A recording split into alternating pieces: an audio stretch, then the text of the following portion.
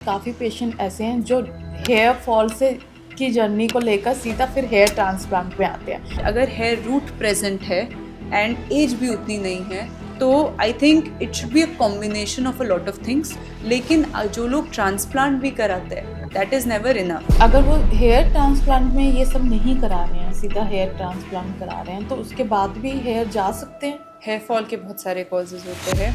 It can be because of the season, it can be because of the shift in the place, in the water, in the climate. It can also be hormonal. Males के case में वो male pattern baldness हो सकता है। Female के case में mostly वो PCOD जैसी और कंडीशंस के साथ भी एसोसिएटेड होता है। First things first, vitamin panel blood test कराना बहुत इंपॉर्टेंट है। हेयर के लिए बहुत सारे ट्रीटमेंट ऑप्शंस है, पीआरपी, जीएफसी, क्यूआरएस इंजेक्शंस, जिनके कोई भी साइड इफेक्ट और डाउन टाइम नहीं होते हैं। डैंड्रफ जिनको होता है उनका मतलब वो रहता ही है जब तक वो सीरम्स यूज़ कर रहे हैं, तो डैंड्रफ चला जाता है। देन फिर काफ़ी लोगों को विंटर में आ जाता है डैंड्रफ, तो वो एक रीज़न हो सकता है क्या? Dandruff is a fungal infection. ठीक है, अगर किसी को एक्सेसिव डैंड्रफ है ऑब्वियसली वो उनके हेयर फॉल के साथ उसको वो एग्जैजरेट करेगा ही करेगा। जिनको डैंड्रफ होते हैं वो अननोइंगली और ऐसी चीज़ें कर रहे हैं जिनसे उनका डैंड्रफ सिर्फ इंक्रीज हो रहा है। वो ऑयलिंग कर रहे हैं, वो all types of serums use कर रहे हैं। Fungus only grows in moisture, so anyone who has dandruff first needs to get that dandruff under control. Ayurvedic तेल आजकल काफ़ी फेमस हो रहे हैं, तो क्या उससे भी हेयर फॉल कंट्रोल में होता है? अनफॉर्चुनेटली नहीं, okay. But it's a very difficult thing जो हमें पेशेंट्स को एक्सप्लेन करने में तो बहुत इतने टाइम लगता है। इन्फ्लुएंस उसको प्रमोट कर रहे हैं, बहुत सारे ऐसे हैं जिनको हम फॉलो करते हैं, है ना? हम चाहते हैं कि हम उनके तरह दिखें, तो रीज़न क्या है कि हाँ वो बता रहे हैं कि हेयर फॉल कंट्रोल में होता है? Marketing. Marketing. Okay.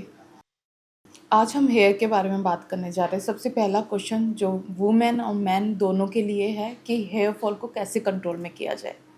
Hair fall के बहुत सारे कॉजेज होते हैं। It can be because of the season, it can be because of the shift in the place, in the water, in the climate. It can also be hormonal. Males के case में वो male pattern baldness हो सकता है। Female के case में mostly वो PCOD जैसी और कंडीशंस के साथ भी एसोसिएटेड होता है। So first things first, vitamin panel blood test कराना बहुत इंपॉर्टेंट है।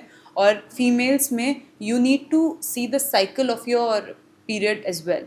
वो करेक्ट है या वो इरेगुलर है, कोई पीसीओडी के सिम्टम तो नहीं है, ताकि जो रूट कॉज है हम पहले उसे ट्रीट कर पाए।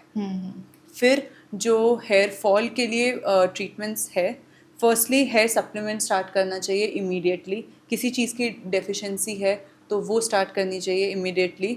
उसके हेयर के लिए बहुत सारे ट्रीटमेंट ऑप्शंस है, पीआरपी, जीएफसी, क्यूआरएस इंजेक्शंस, जिनके कोई भी साइड इफ़ेक्ट और डाउन टाइम नहीं होते हैं। They are very safe, very effective and very age appropriate treatments and should be started as early as possible, ताकि वो जल्द से जल्द बेस्ट से बेस्ट वो अपना रिजल्ट्स दे सके।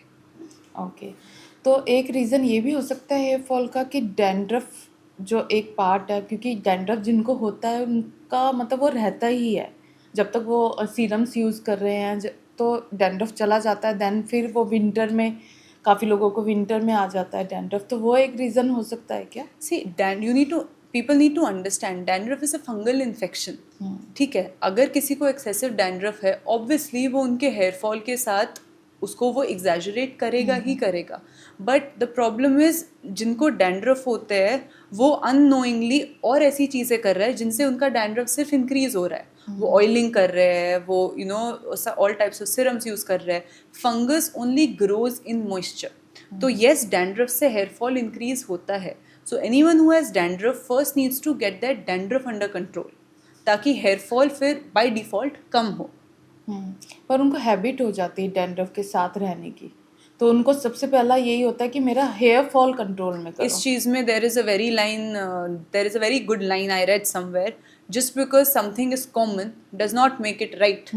The same thing goes for acne and dandruff, दो ऐसी चीज़ें हैं जो common बहुत है but unfortunately वो right नहीं है। So people need to understand this notion that उसके साथ terms पे आना is not the solution, उसको solve करना is the solution। तो डैंड्रफ के साथ हम कोई ट्रीटमेंट ले सकते हैं, जैसे कि आपने बताया पहले हमें डैंड्रफ को ठीक करना है, बट अभी पेशेंट को इतना नहीं होता है कि वो इतना लॉन्ग टाइम आपके साथ जुड़े, उनको चाहिए कि मेरा हेयर फॉल भी कंट्रोल में आ जाए और उसी टाइम मेरा डैंड्रफ भी कंट्रोल में आ जाए और मेरा ट्रीटमेंट भी स्टार्ट हो जाए। सब कुछ साइमल्टेनियसली हो सकता है। I meant to say that initially we need to start working on the dandruff right away. तो डैंड्रफ के लिए जो एट होम प्रोडक्ट्स या सिरम्स या ओरल मेडिकेशन आपको देनी है, that you can start taking from that very day. And also आप प्रोसीजर भी उसी दिन से कराना स्टार्ट कर सकते हो। कोई ऐसा हार्ड एंड फास्ट रूल नहीं है कि हमें वेट करना है, पहले एक चीज़ होगी फिर दूसरी होगी। They go hand in hand and they go very safely hand in hand. आयुर्वेदिक तेल आजकल काफ़ी फेमस हो रहे हैं, तो क्या उससे भी हेयर फॉल कंट्रोल में होता है? अनफॉर्चुनेटली नहीं, okay. But it's a very difficult thing जो हमें पेशेंट्स को एक्सप्लेन करने में तो बहुत इतने टाइम लगता है। इन्फ्लुएंस उसको प्रमोट कर रहे हैं, बहुत सारे ऐसे हैं जिनको हम फॉलो करते हैं, है ना, हम चाहते हैं कि हम उनके तरह दिखें, तो रीज़न क्या है कि हाँ वो बता रहे हैं कि हेयर फॉल कंट्रोल में होता है? मार्केटिंग।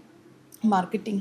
ओके, ठीक है। See the first things first, root cause जानना इम्पॉर्टेंट है, डेफिशिएंसी को करेक्ट करना बहुत इम्पॉर्टेंट है। Hair growth serums scientifically proven medically tested chemical चीज़ है। Water H2O, it is also chemical. तो this thing of home remedy, organic, natural, Ayurvedic, it is actually baseless when it comes to skin and hair.